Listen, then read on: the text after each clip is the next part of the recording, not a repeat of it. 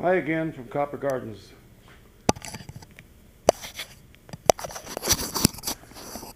Sorry about the microphone noise, but I'm not going to start over. I've had too many repeats already, and I just want to get a short update to the client for this project and for my thousands of followers, or both of you, whichever comes first.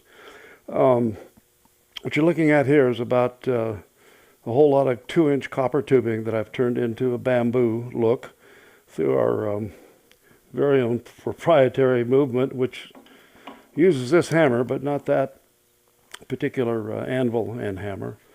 But these will turn into the arbor at the center of the garden up and back. This, by the way, for other viewers, is going into an absolutely astonishingly magnificent home in Tiburon, California. And I'm very proud to be a very small part of a really magnificent place. So that's the bamboo for the arbor.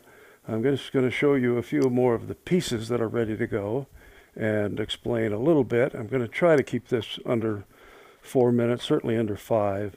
For the wall sculpture, the ginkgo leaves are made hand done, each one hand cut, no two alike, slight differences, just as in ginkgo trees in real life.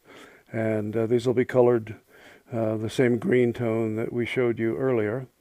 And then a few bamboo leaves, quite a few actually, probably, I don't know, probably 130 or 40 of the ginkgo and maybe a similar amount of the bamboo. And no two, again, no two are alike.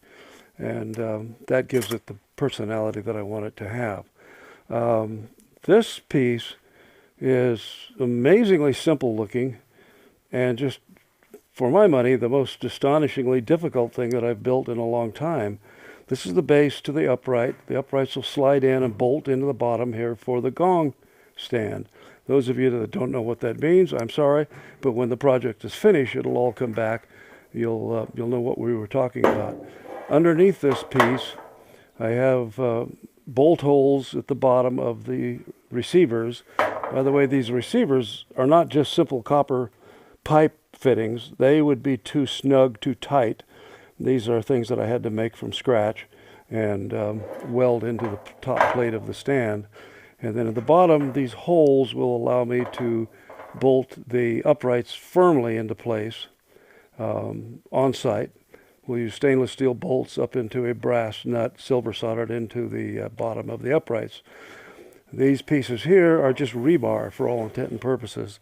They're just going to help the concrete get a grip and stabilize the base so that it won't go anywhere. I think it'll probably weigh over 100 pounds when we're done. The whole thing certainly around 100 pounds, but I think the base alone might be close to that. The uprights are done. They're in the other room. There are some of the other textured tubing pieces that we're going to turn into a part of the top bracket that will hold the gong in place. The gong, for anybody listening on the outside, is a beautiful, beautiful oriental. I'm not sure what the exact origin is, but a very oriental flavored, beautiful antique gong, brass gong, that deserves a really stunning presentation. And I'm trying hard to make that happen. The handrails, there's not much to show you. That's just mostly tubing on the rack right now. That'll be the last thing that I'll get ready to go. The sculpture, of course, there are the ginkgos, and the armature of the sculpture has yet to get started. I've got the pieces already. I've got a couple of joints and unions already laid out and put together, but never mind that. I'll give you another update on that a little later. That's about it for now. It's kind of a mess here. Mind you, this is all, the color here is simply from the heat of joining, the heat of brazing. All of that gets cleaned off, polished off, ground off, and then the coloring process begins.